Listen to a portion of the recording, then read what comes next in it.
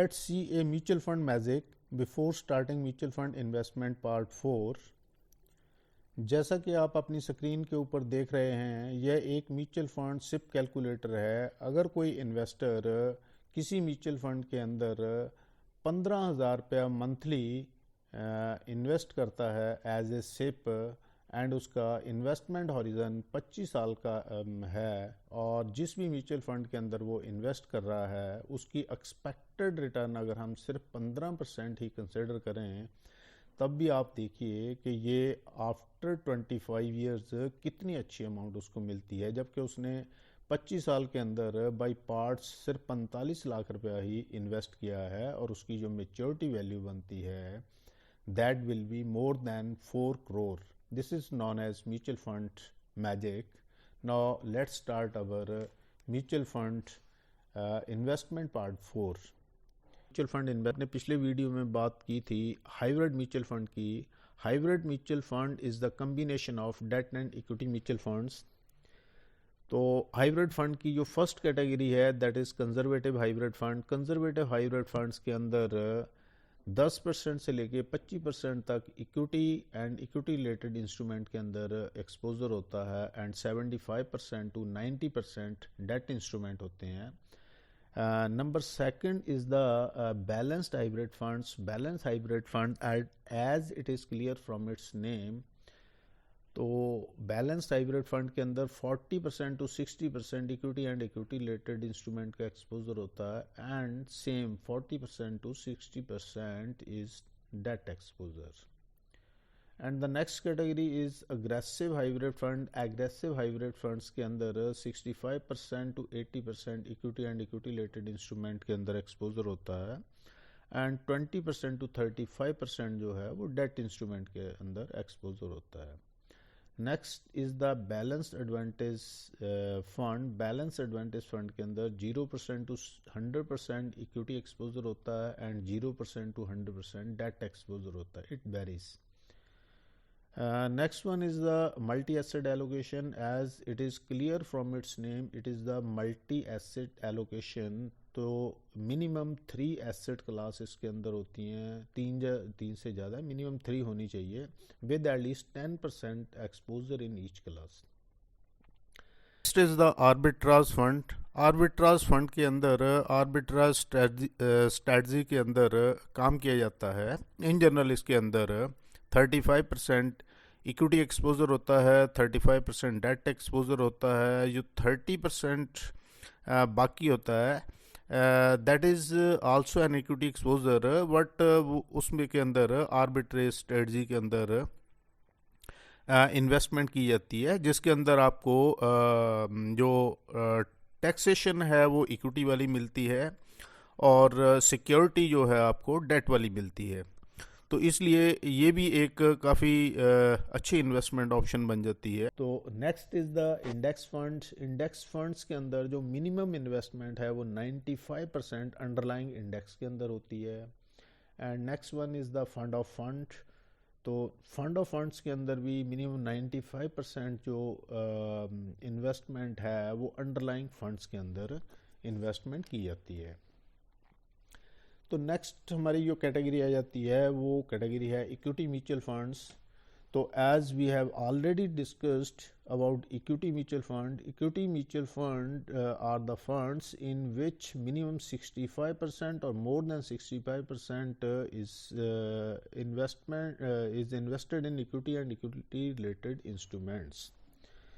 तो यहाँ पे एक मेन पॉइंट समझने वाला ये है वो 65% मार्क वाला। तो 60 जैसा कि हम देखते हैं कि अगर किसी भी म्यूचुअल फंड के अंदर 65% या मोर देन 65% अगर इक्विटी एक्सपोजर है तो उनको हम इक्विटी म्यूचुअल फंड्स कहते हैं। अगर किसी के अंदर लेस देन 65% इक्विटी एक्सपोजर है तो वो म्यूचुअल फंड जो है वो डेट म्यूचुअल फंड की कैटेगरी में आते हैं।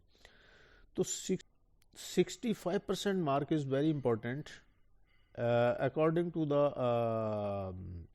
Tax calculation also. तो जैसा कि हम देखते हैं जो इक्विटी म्यूचुअल फंड्स है, इक्विटी म्यूचुअल फंड्स के अंदर अगर कोई विद इन 1 ईयर इन्वेस्टेड आपने म्यूचुअल फंड्स को विड्रॉ कर लेता है, और जो उसमें कैपिटल गेन होता है उसको हम शॉर्ट टर्म कैपिटल गेन कहते हैं। जो आफ्टर 1 ईयर, 1 साल से ज़्यादा हम रख लेते हैं अपनी इन्वेस्टमेंट को, उसके बाद निकालते हैं, उसको हम लॉन्ग टर्म कैपिटल गेन कहते हैं। तो टैक्सेशन के अकॉर्डिंगली जो इक्विटी म्यूचुअल फंड है जो विद इन 1 ईयर जो हम पैसा विड्रॉ करते हैं उसको हम शॉर्ट टर्म कैपिटल गेन कहते हैं, जो कि 15% के हिसाब से कैलकुलेट किया जाता है उसका टैक्स। और आफ्टर 1 ईयर जो है वो लॉन्ग टर्म कैपिटल गेन आता है, और उसको अप टू 1 लाख जो वो टैक्स फ्री है, एंड आफ्टर दैट 10% के हिसाब से कैलकुलेशन की जाती है। And on the other hand debt instruments के अंदर अगर कोई पैसा आप विद इन 3 ईयर विड्रॉ करते हो तो with in 3 year it is a short term capital gain, and after 3 year 3 साल से ज़्यादा आप इन्वेस्टेड रहते हो तब उसको हम लॉन्ग टर्म कैपिटल गेन में कंसिडर करते हैं। तो डेट म्यूचुअल फंड के अंदर 3 साल से पहले जो इन्वेस्टमेंट है उसको हम शॉर्ट टर्म कैपिटल गेन कहते हैं, और उसके अंदर आप जो टैक्स कैलकुलेशन की जाती है वो आपकी टैक्स स्लैब के अकॉर्डिंगली कैलकुलेशन आएगी। और जो लॉन्ग टर्म कैपिटल गेन है डेट का, उसके अंदर फ्लैट रेट 20% आफ्टर इंडेक्सेशन किया जाता है, टैक्स कैलकुलेशन की जाती है। नेक्स्ट इज़ द कि अगर हम किसी कौन सी म्यूचुअल फंड के अंदर हम इन्वेस्ट करें, किन किन चीज़ों का हमें ध्यान रखना पड़ेगा। कैटेगरी कुछ चीज़ों का हमें ध्यान रखना पड़ेगा। नंबर 1, कौन सी एएमसी है, एएमसी ट्रैक रिकॉर्ड क्या है, एसेट अंडर मैनेजमेंट कितनी है, और हमारी एक्सपेक्टेड रेट ऑफ रिटर्न क्या है, इन्वेस्टमेंट ऑब्जेक्टिव क्या है, इन्वेस्टमेंट हॉरिजन कितना है, एंड रिस्क टॉलरेंस क्या है, उस फंड की परफॉर्मेंस क्या है against benchmark, and performance against categories क्या है, कंसिस्टेंसी ऑफ परफॉर्मेंस क्या है, फंड मैनेजर कौन सा है, फंड मैनेजर का एक्सपीरियंस क्या है, ट्रैक रिकॉर्ड क्या है, एट्सेट्रा एट्सेट्रा। ये कुछ चीज़ों का ध्यान रख के ही इन्वेस्टमेंट की जाती है। बट म्यूचुअल फंड के अंदर इन्वेस्ट करने के बेनिफिट क्या हैं। नंबर 1 तो ये है कि हमें प्रोफेशनल मैनेजमेंट मिलती है, skilled and experience fund managers मिलते हैं, रिस्क डाइवर्सिफिकेशन होती है। आप कोई भी अमाउंट, छोटी अमाउंट है, बड़ी अमाउंट है, किसी भी अमाउंट से इन्वेस्टमेंट शुरू कर सकते हो, कंटिन्यू रख सकते हो। लिक्विडिटी की कोई प्रॉब्लम नहीं है उसके अंदर। जो आपको professional management and skill provide की जाती है वो वेरी लो कॉस्ट पे होती है। वेल रेगुलेटेड सेक्टर्स है ये, और टैक्स एफिशिएंट है, एंड टैक्स सेविंग बेनिफिट्स भी अंदर इसके अंदर मिलते हैं।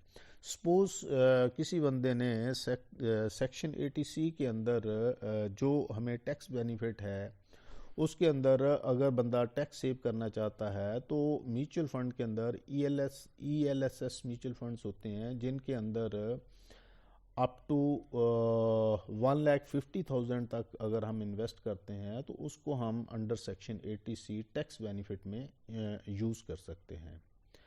बट ओवरऑल जो भी म्यूचुअल फंड के अंदर इन्वेस्टमेंट की जाती है वो लॉन्ग टर्म इन्वेस्टमेंट ही होनी चाहिए, क्योंकि म्यूचुअल फंड के अंदर भी अगर शॉर्ट टर्म इन्वेस्ट कोई करता है वो एक रिस्की फैक्टर हो सकता है।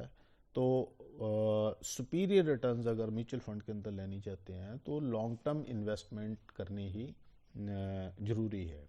नेक्स्ट हमारे पास आ जाता है equity mutual fund categories. Equity mutual fund के अंदर कौन कौन सी कैटेगरीज है, क्या उनकी कैटेगरीज का क्राइटेरिया है, तो ये सारी चीज़ें, कौन से बंदे को कौन सी कैटेगरीज के अंदर जाना चाहिए, तो ये सारी चीज़ें हम अपने कमिंग वीडियो में डिस्कस करेंगे। तब तक के लिए थैंक यू, बाय बाय।